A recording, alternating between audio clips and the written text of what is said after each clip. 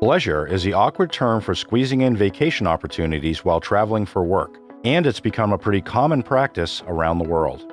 To learn more, Ronald Hobson and Cataline Ciobanu analyzed 29 million business trips between 2011 and 2015.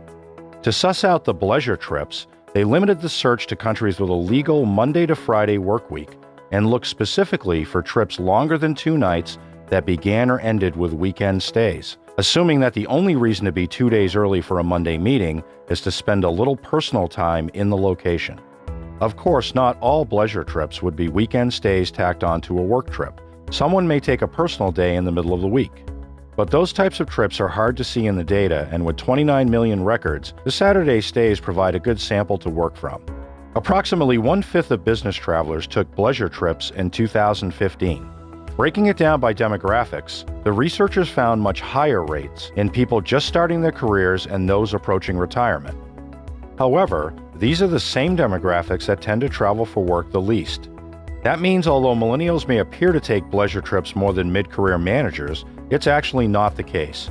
They simply travel less, so a higher proportion of their trips add vacation time. Regardless of how often they travel, it seems every employee takes between 1 and 2 Bleisure trips per year. Women of every age were more likely than men to fit in extra travel days. In total, about 7% of all business trips fit the Bleisure profile, a number which has actually remained consistent for at least 5 years. But the likelihood of combining work and leisure increases dramatically with the distance of the trip.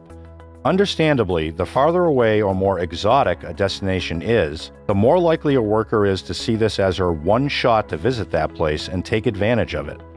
There's also a high rate of Bleisure associated with cities which are already popular vacation destinations, such as Miami.